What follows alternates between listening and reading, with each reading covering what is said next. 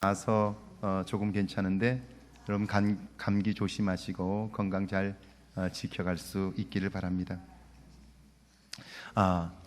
제가 중고등학생 시절에 친구들에게 예수 믿으라고 교회에 나오라고 전도를 하면요, 제일 많이 하는 말이 하나님이 어디 계시냐, 보여줘봐, 그럼 내가 믿을게, 그런 대답이었습니다. 그런데 제가 성장하면서 그 친구들의 질문이 잘못되었다는 걸 알게 되었습니다. 하나님은 보이는 분이 아닙니다. 당연히 증명할 수 없어요. 그러니까 그 친구들은 이렇게 질문했어야 해요. 너희가 하나님이 계시다고 믿으니까 그렇게 믿는 너희들이 한번 하나님이 계시다는 걸 보여줘봐, 그럼 나도 믿을게, 그렇게 질문했어야 돼요. 너희가 믿으니까, 믿는 너희들이 하나님이 계시다는 걸 한번 보여줘봐, 그렇게 질문했다면 그 질문을 통해서 내가 나를 돌아볼 수 있었을 거예요. 그리고요, 그렇게 질문했다면 내가 그리스도 안에서 변화된 것들을 그에게 이야기함으로써 진지하게 그의 삶이 달라질 수도 있었을 거예요. 그러니까 좋은 질문은요, 나뿐 아니라 다른 사람들을 유익하게 한다는 거예요.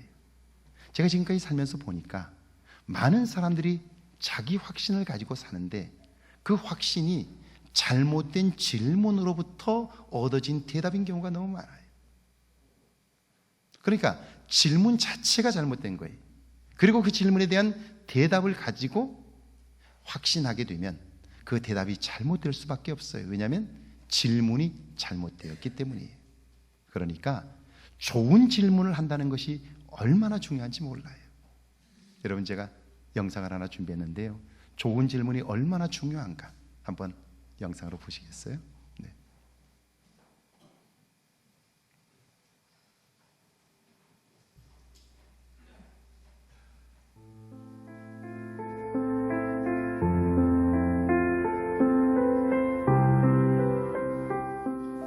그게 가장 좋은 예가, 말하고 경주하면 누가 져요?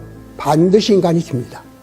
그렇기 때문에 말하고는 직접 경주하는 것이 아니라 말을 올라타야 이기는 거예요. 올라타야.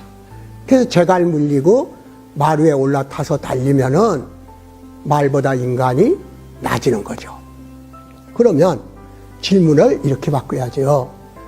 인간이 만든 인공지능을 인간이 과연 올라탈 수 있느냐, 올라탈 수 없느냐로 얘기를 해야지. 인공지능이 인간보다도 머리가 우수해지면은 인간이 망한다. 그건 꼭 말이 인간보다도 빨리 뛰니까 인간이 망한다는 얘기나 똑같은 거예요. 안 그래요? 어느 대학생이 이런 말을 한 것을 나는 기억해요. 해답으로. 알파고가 이세돌을 이겼다고 사람들이 막 두려워하는데 나는 하나도 두렵지가 않다. 나는 바둑을 뒀는데 동네 형님이 하나 있는데 한 번도 못 이겨. 그래서 내가 어떻게든 해서 삶의 목표가 형 바둑 꺾는 거야. 그래서 학교 막 수업도 전피하고 말이지, 바둑에만 내가 열중하다가 어느 날 드디어 형을 이겨. 그래서 자신감을 얻고 그때부터 공부를 해가지고 내가 남들 원하는 대학에 합격했어. 형님 덕분에 내가 대학에 합격했어. 그때 내가 이겼잖아. 그러니까 난처한 표정을 하면서 내가 그때 져준 거야, 그러더라는 거지. 이세돌을 이기는 알파고가 두려운 게 아니라 져줄 줄 안 형, 알파고가 우리 형 같았으면, 동네 형 같았으면 그때 내가 무릎을 꿇겠다. 기가 막힌 말이잖아. 인공지능을 만든 사람들에게 기대를 거는 게 아니라 인공지능을 컨트롤할 수 있는 사람, 그건 과학자가 아니야. 사랑하고 행복을 추구하고 어려운 사람에 대해서 아픔을 같이 느끼는 그 세 개의 마음을 가진 사람이 인공지능을 올라타서 컨트롤해야 된다. 앞으로 인공지능이라고 묻지 말고 인간지능은 과연 그가 만든 인공지능을 컨트롤할 수 있을 만한 능력이 인간지능에 있는지요? 라고 물으면 수많은 대답이 나올 것이다. 우리는 지난 주간에 추수감사주일을 보냈습니다. 예배 형식도 달랐고요. 성찬식도 있었습니다. 오후에는 부서별 찬양제도 있었습니다. 풍물과 정성껏 준비한 찬양들은 참 좋았어요. 그런데 정말 감사함으로 벅찬 시간이었나요? 한 해 동안 받은 은혜로 인하여 한 주간이 행복하셨나요? 성경은 아주 분명하게 말씀해요. 항상 기뻐하라, 쉬지 말고 기도하라, 범사에 감사하라. 이는 그리스도 예수 안에서 너희를 향하신 하나님의 뜻이니라. 기뻐하는 것, 기도하는 것, 감사하는 것, 이것이 하나님의 뜻이라는 거예요. 우리를 향하신, 아니 나를 향하신 하나님의 뜻이라는 거예요. 그런데 우리는 그렇게 살지 못했어요. 왜요? 우리는 그 말씀에 대한 변명을 가지고 있기 때문이지요. 기뻐하라고 말씀하지만 기뻐할 일이 있어야 기뻐하지. 기도하라 말씀하지만 바쁜데 어떻게 기뻐해? 기도해. 감사하라 말씀하지만 내 삶이 문제 투성이인데 어떻게 감사해? 그러니까 말씀대로 살지 못하는 거죠. 말씀의 능력도 경험할 수 없는 거예요. 그렇다면 이렇게 질문해 보면 어떨까요? 그럼 언제쯤 기쁜 일이 생길까요? 언제쯤 기도할 만큼 여유로운 시간이 생깁니까? 오늘 우리가 겪고 있는 삶의 문제는 언제쯤 끝날 것 같습니까? 안타까운 것은요, 많은 사람들이 기뻐할 일이 생겨도 기뻐할 줄 모릅니다. 시간적인 여유가 생겨도 기도하지 않습니다. 문제가 해결되어도 감사하지 않습니다. 저는 욥기를 지금까지 읽으면서 정말 안타까운 것이 있어요. 그것은 욥의 친구들 때문이에요. 그들은 자칭 하나님의 사람들입니다. 직업은 바실리우스, 한 나라의 왕들이고요. 당연히 삶은 넉넉합니다. 게다가 신실한 욥 같은 친구를 곁에 두었으니까요. 세상에서 부족한 것이 없는 사람들이죠. 그런데 사람들이 그를 보고 부러워하고 자기 스스로도 그럴 거예요. 나는 부족한 게 없어. 다 가졌어. 나보다 더 행복한 사람이 어디 있어? 그렇게 말할 수 있을 거예요. 그런데 그가 질문을 바꾸면 어떨까요? 그 말은 맞는데, 그런데 지금 네 속에 기쁨이 있어? 네가 가진 것으로 인하여 사는 맛이 나? 여러분, 그렇게 질문한다면 그의 대답은 달라질 거예요. 왜냐하면 그렇지 않기 때문이에요. 왜 그렇게 되었을까요? 하나님의 사람이라고 하지만 하나님의 뜻을 묻지 않아요. 내 뜻대로 되지 않으니까 분노하고 미워해요. 미움의 포로가 되니까요. 여러분, 내가 보는 모든 것들이 다 못마땅해요. 미움의 포로가 되니까요. 기쁨이 없는 거예요. 그런데 본인들은 그걸 모르는 거예요. 모든 걸 가졌지만 하나도 누리지 못해요. 기쁨과 감사가 없으면, 기도하지 않으면 나도 모르는 사이에 누군가를 정죄해요. 무언가를 판단해요. 결국 누구도 마음에 들지 않으니까요. 누구도 믿을 수 없고요. 결국 그렇게 평생을 사는 거죠. 오늘 구약의 본문을 보실까요? 욥기 31장 33절과 34절입니다. 함께 읽습니다. 내가 언제 다른 사람에게 내 악행을 숨긴 일이 있거나 나의 죄악을 나의 품에 감추었으며 내가 언제 큰 무리와 여러 종족의 수모가 두려워서 대문 밖으로 나가지 못하고 잠잠하였던가. 여러분, 숨기고 감추는 삶은요 반드시 두려움을 낳습니다. 그래서 사람들이 시선을 피하고요 문을 걸어 잠그고 그 안에 있어요. 어둠을 좋아하는 이유이지요. 욥의 친구들은 말합니다. 네 악행이, 네가 행한 죄악이 오늘 너를 이 꼴로 만들었다는 거예요. 그런데도 네가 그걸 알지 못하니까 너는 소망이 없다는 거예요. 이 꼴로 살다 죽으라는 거죠. 저주를 퍼부어요. 그런 그들을 향해 욥이 말합니다. 내가 악행을 숨긴 적이 있느냐? 죄악을 감춘 일이 있느냐? 만약 그랬다면 두려움이 나를 지배하여 내가 얼굴을 들지 못했을 텐데 나는 한 번도 그런 일이 없었다는 거예요. 여러분, 욥이 이렇게 말할 수 있는 것은요 그가 결코 삶을 허투루 살지 않았기 때문이에요. 매 순간 하나님을 의식하며 살았기 때문에 삶의 어느 순간을 들춰도 부끄러움이 없는 거죠. 욥은 지금 이 말을 통해서 자기의 의로움을 자랑하려는 것이 아니고요, 거짓된 고소 앞에, 잘못된 고발 앞에 무릎을 꿇지 않는 거예요. 왜 우리가 자꾸 큰 문제 앞에 무너질까요? 사탄이 과거에 잘못되고 부끄러운 삶을 들추면 고개를 들지 못해요. 길을 펴지 못하는 거예요. 그러니까 죄의 문제를 해결하지 않는 한 우리의 삶은 새로움이 없는 거예요. 그런데 우리는 지난 시간은 지나가면 잊혀진다고 생각해요. 사라진다고 생각해요. 그렇지 않아요. 우리의 몸이 기억하고 있는 거예요. 저는 하나님을 인격적으로 만나기 전까지 제 자신이 정말 괜찮은 사람인 줄 알았어요. 왜냐하면 제가 5살 때부터 교회를 다녔고요, 주일학교와 중고등부를 거쳤어요. 중학교 2학년 때부터 교회학교 교사로 봉사했고요, 성가대 열심히 했어요.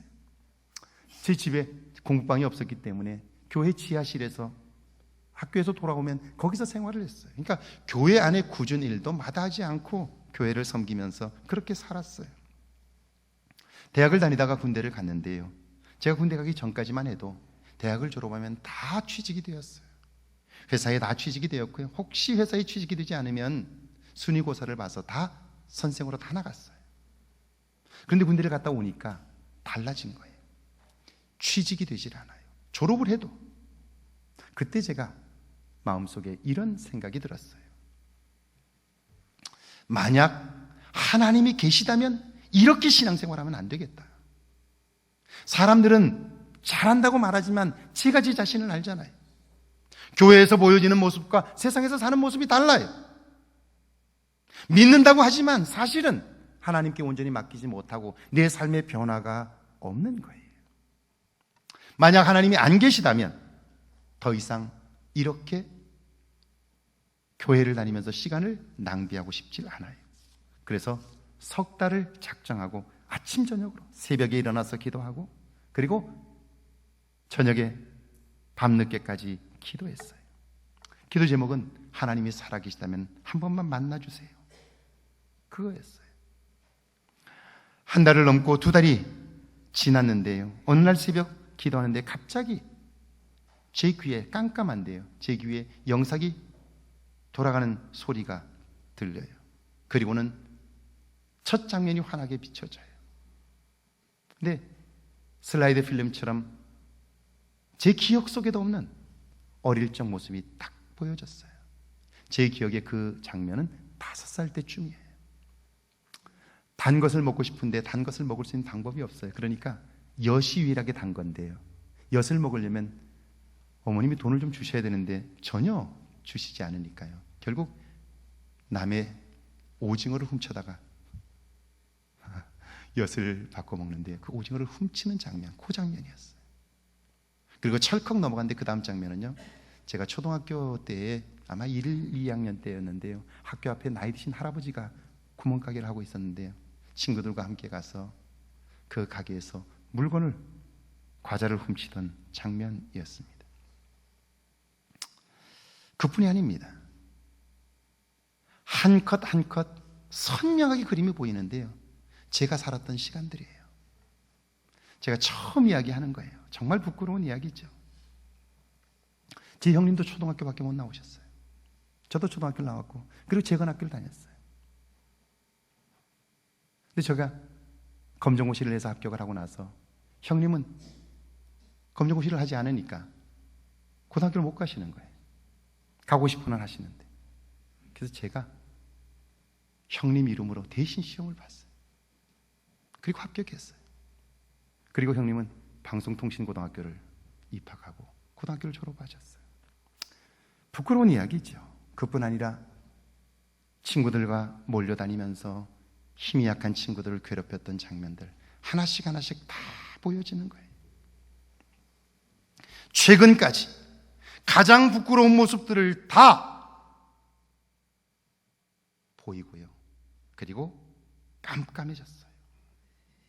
이게 제가 살아온 삶이에요. 세상 법정에 선다 할지라도 평생 감옥살이를 해야 하는 거예요.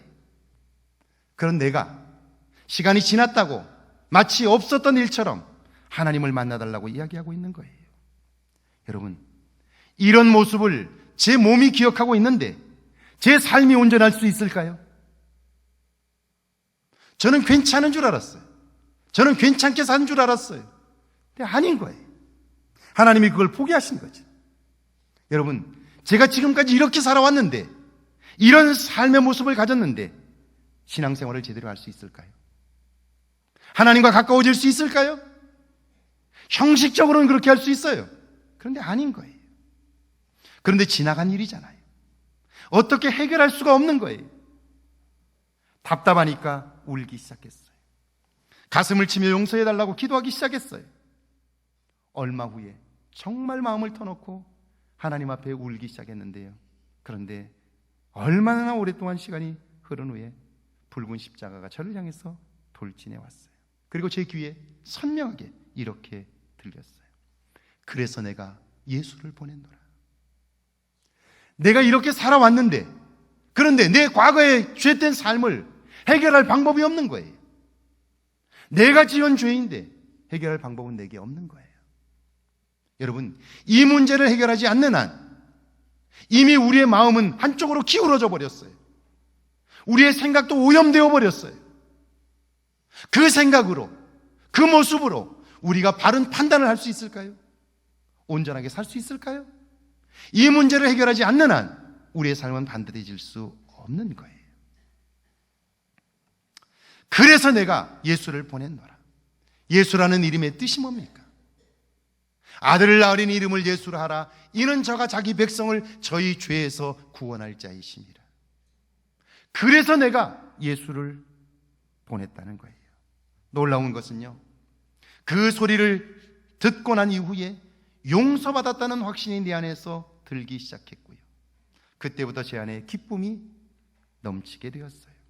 너무 좋아서 일어나 춤을 추기 시작했고요. 찬송을 불렀어요. 더 놀라운 것은 그렇게 기뻐한 이후에 세상이 달라 보이는 거예요. 그때까지만 해도 제게 세상은 늘 회색빛이었어요. 부정적이었어요. 제가 함경도 마을에서 자랐기 때문에 제가 욕을 얼마나 잘했는지 몰라요. 그런데요, 그날 이후로 제 입에서 욕이 사라졌어요. 그리고 용서받았다는 확신을 가지고 나니까요, 세상이 살만한 가치가 있다고 느껴지고요, 세상이 아름다운 거예요. 내 곁에 있는 한 사람 한 사람이 소중한 거예요.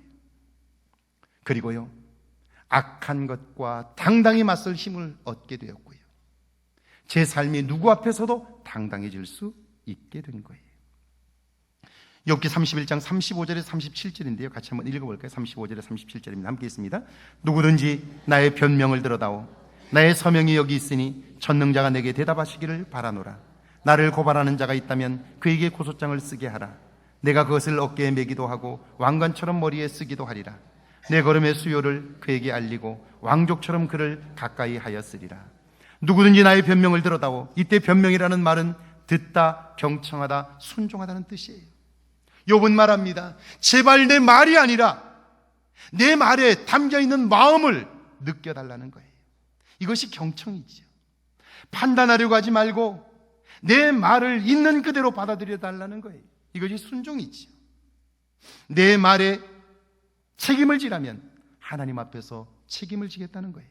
만약 나를 법정에 고소한다면 그 고소장을 모든 사람 앞에 공개하겠다는 거예요. 그리고 당당히 나가서 내가 죄가 없다는 사실을 증언하겠다는 거예요. 여러분, 보이시나요? 욥은 친구들의 비난과 판단 앞에서 자신의 죄 없음을 선언했어요. 그냥 그렇게 주장한 게 아니고요, 그는 친구들이 자기를 비난할 때마다 자기의 과거의 삶을 돌아봤어요. 그리고 들춰봤어요. 그런데 삶의 어느 순간을 보아도 부끄러운 것이 없는 거예요. 그러니까 지금까지 살아온 삶이 자랑스러워요. 당당해요. 그러니까 고난과 고통 앞에 있어도 견딜 수 있어요. 내가 내 자신을 신뢰할 수 있으니까요, 누가 무슨 소리를 해도 그것 때문에 흔들리지 않는 거예요. 그리고 하나님이 판단하실 일들을 기대할 수 있는 거예요. 그래서 확실하게 이야기하죠. 나는 그런 일이 없다고. 그런 일이 생각나거든 나를 고발하라고. 내가 법정에 나가서라도 당당하게 이야기하겠다고 그러는 거죠. 여러분, 오늘 우리가 정직하게 하나님을 의식하며 살아야 하는 이유가 뭘까요? 그것은 매일매일의 삶에 당당하기 위함이에요. 다르게 사는 모습을 통해서 세상 속에 하나님의 살아계심을 증거하기 위함이에요. 그래서 욥이 자신 있게 말하죠. 38절에서 40절인데 함께 읽습니다. 만일 내 밭이 나를 향하여 부르짖고 밭이랑이 함께 울었다면, 만일 내가 값을 내지 않고 그 소출을 먹고 그 소유주가 생명을 잃게 하였다면, 밀 대신에 가시나무가 나고 보리 대신에 독보리가 나는 것이 마땅하니라 하고 욥의 말이 그치니라. 밭이면 밭, 논이면 논, 내가 관여했던 어디든지 들춰보라는 거예요. 만약 그릇된 것이 드러나거든 그 땅에서 가시나무가 나고 독보리가 나도 좋다는 거예요. 엄청난 자신감이 있죠. 오늘의 내 삶이 하나님 앞에서 부끄러움이 없을 때 그 이런 능력이 나타나는 거예요. 그런데 여러분, 이렇게 말하는 욥은 그럼 완벽한 사람일까요? 그는 허물이 전혀 없는 사람일까요? 그래서 이렇게 말할 수 있을까요? 그렇다면 우리와 그는 다른 사람이 그렇지 않아요. 욥이 이렇게 이야기할 수 있었던 데에는 이유가 있는 거예요. 어떻게 그렇게 당당할 수 있을까요? 우리는 욥이 잔치를 벌이고 나서 혹시라도 우리가 잘못한 것이 있을까봐 속죄의 제사를 드렸던 일을 알고 있어요. 이게 무엇을 말하는 걸까요? 그것은요, 욥은 하루하루를 살고 나서 그 삶의 죄된 부분들을 돌이켜 보는 거예요.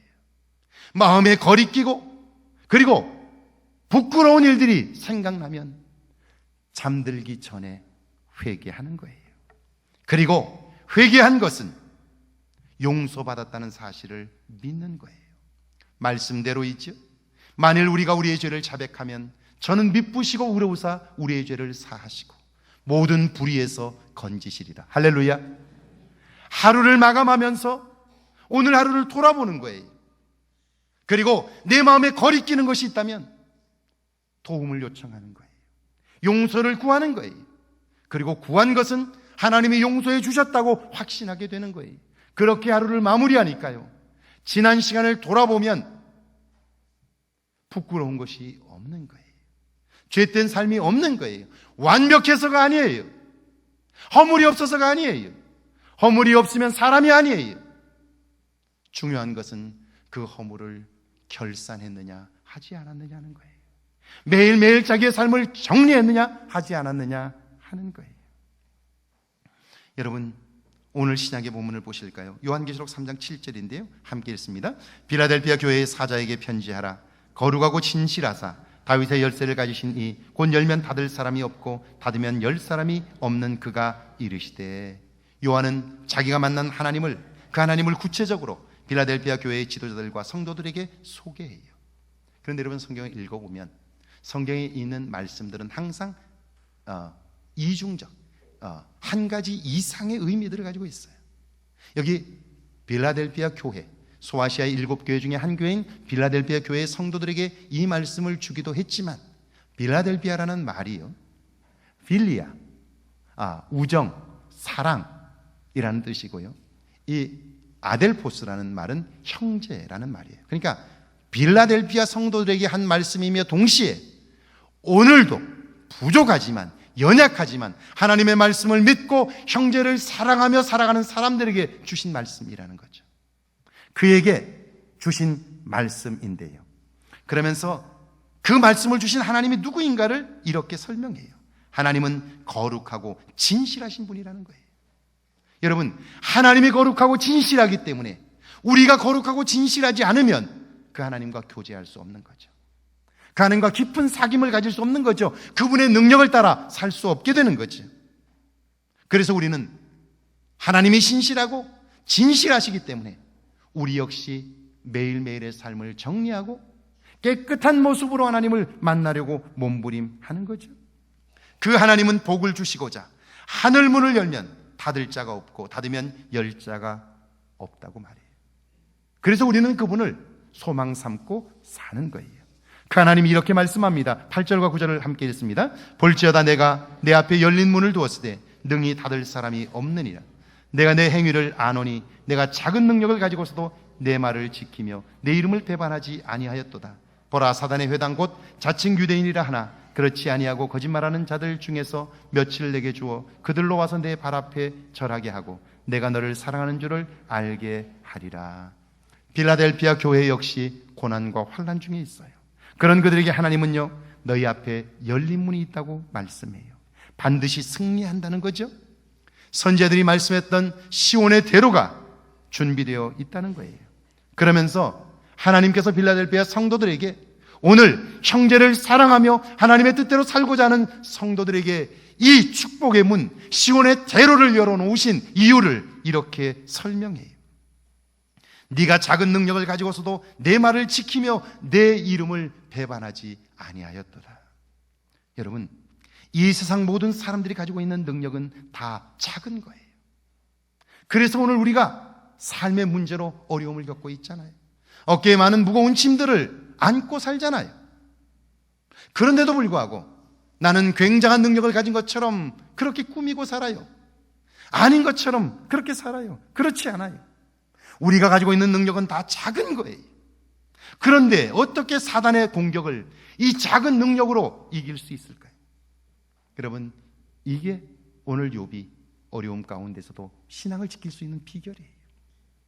여러분, 독수리는요, 자기 힘이 약해요.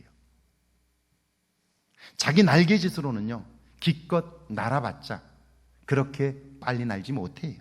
시속 30km, 40km밖에 못 날아요. 그런데 독수리에게는 지혜가 있어요. 그게 뭐냐면 그는 날아올라서 창공을 높이 올라요. 오르면 거기에는 상승기류가 있어요. 상승기류. 독수리는 올라 그 상승기류에 자기 몸을 맡기는 거예요. 그 몸을 던지는 거예요. 그러면 그때부터 그 독수리는요, 30km가 아니라 150km, 160km, 200km를 날 수 있어요. 자기 능력이 아니에요. 그는 그 엄청난 힘을 이용할 줄 아는 지혜가 있다는 거예요. 오늘 우리에게 있는 것은 모두 다 작은 능력이에요. 그걸로는 세상을 이길 수 없어요. 내 신앙 양심을 지킬 수 없고 세상과 타협할 수밖에 없어요. 그런데 그런 우리라 할지라도 하나님의 도움을 구하고 하나님의 능력을 힘입으면 우리는 사단의 유혹을 넉넉히 이길 수 있어요. 우리가 할 수 없는 일들을 경험할 수 있게 되는 거예요. 그렇습니다. 거룩하고 진실하신 하나님을 의지할 때 우리는 우리가 알지 못하는 능력을 경험해요. 참고 인내할 수 있고요, 기필코 하나님의 승리를 맛보는 거예요. 하나님께서 악한 자들을 우리 앞에 무릎을 꿇리신다, 그렇게 말씀하고 있죠. 사랑하는 여러분, 매일매일 내 삶을 돌아보십시오. 그리고 하루하루의 삶을 하나님 앞에서 정리하십시오. 내 삶에 거리낌이 없을 때 우리는 당당해질 수 있습니다. 사단의 유혹을 이길 수 있는 거예요. 여러분, 지금 여러분은 어떻습니까? 지금까지 살아온 삶은 어떻습니까? 우리의 몸이 기억하고 있는 죄의 흔적이 있는 한 우리는 하나님과 깊은 교제를 이룰 수 없어요. 그 삶으로 판단하는 판단은 기울어질 수밖에 없어요. 그래서 인간은 불행하는 거예요. 예수 없이는 결코 구원을 경험할 수 없게 되는 거예요. 그런데도 우리 속에는 예배가 지루하다, 한 번이면 된다, 배울 필요 없다, 이런 생각들이 가득 있는 거예요. 여러분, 정말 여러분이 한번 오늘 저녁에 돌아가서 한번 생각해 보세요. 여러분이 교회를 오래 다니셨죠? 성경 말씀을 몇 구절이나 알고 있는 걸 한번 생각해 보세요. 직분과 상관없이 여러분이 성경을 얼마나 알고 있는 걸 한번 생각해 보세요. 하나님과 얼마나 가까운 걸 한번 질문해 보세요. 지금 내 삶에 기쁨이 있는가? 사는 맛이 나는가? 질문해 보아야 할 거예요. 하늘을 우러러 한 점 부끄러움이 없는 삶이 필요한 이유는요, 우리가 하나님과 이 마음이 아니면 하나님과 깊은 교제를 이룰 수 없기 때문이에요. 하나님의 능력을 덧입을 수 없기 때문이죠. 여러분의 삶에 새로운 변화와 출발이 있기를 주의 이름으로 축원합니다.